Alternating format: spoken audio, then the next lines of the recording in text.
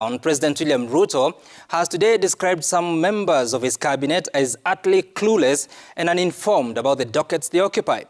And in a sign of trouble for cabinet secretaries, the State House gates were shut for those who arrived late, with both President Ruto and his deputy Rigathi Gachagua giving a sharp tongue lashing to the latecomers.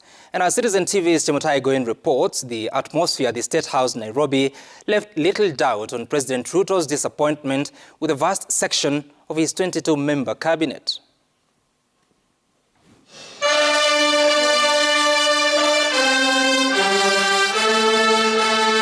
A cold morning in Nairobi, but the seats on the State House grounds came ultra-heated, particularly for cabinet secretaries.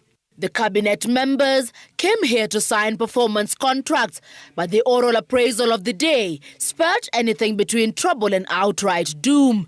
If you cannot keep time with your employer, you have basically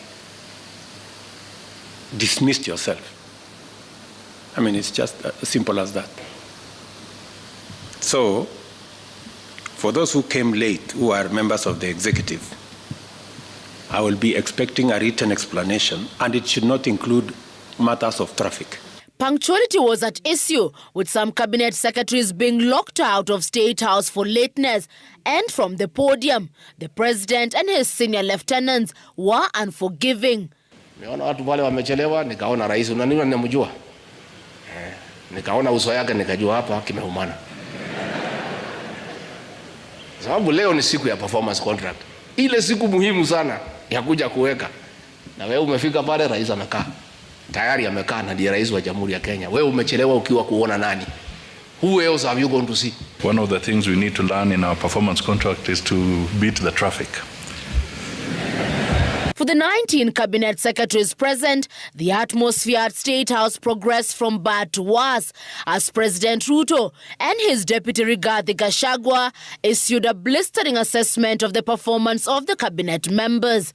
Many of you, the people I speak to, don't even know what is going on in your ministries or departments.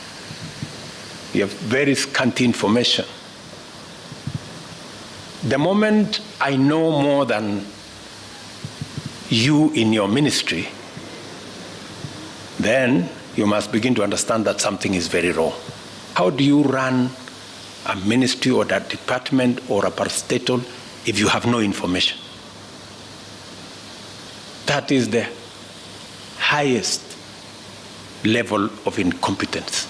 Those of us who came with the president from the political space and who are his friends, and we assisted him to become president.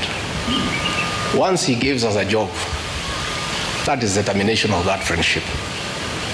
The friendship with the president will be based on nothing but performance.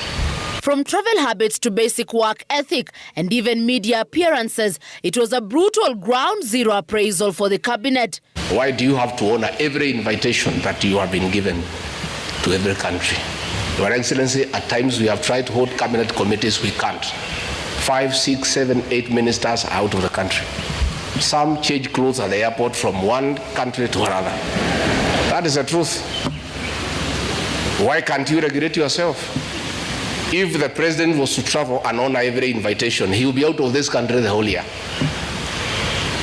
You just have to decide what is useful and other things you can leave to our ambassadors out of the country. So when you hear my deputy saying, find time, travel, but travel and see the people who have hired us, you know, go to different parts of Kenya so that you can get feedback from the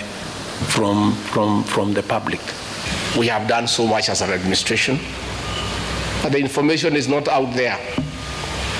Our ministers are quiet. They are called for TV interviews, they don't show up to say what they have done. And then the media have a field day because nobody talks for government. I would rather we spend more time explaining to the people of Kenya what we have done in our respective dockets as opposed to travel. And if we have to travel, let's travel up country to where wananchi are and explain what we are doing. And I remember I called CS Chelugui. I didn't find him, so I called his PS, and I found her, and I explained to her, I told her, look, the public is not understanding this. Did I call you or not on Sunday? You know, I told you this is what the public is saying. Please do more sensitization on Hustler Fund Phase 2. With a very public expression of disappointment in his cabinet, President Ruto has triggered speculation on changes in government as his administration approaches the end of its first year in office. From punctuality to work ethic and general performance, the proverbial axe could well fall somewhere. With the performance contracts expected to foster a culture of high performance in the public service and also ensure that public resources are properly utilized, it is also set to offer a framework for President William Ruto to reward performers and also institute sanctions on non-performers. Chamutai Goin, Citizen TV.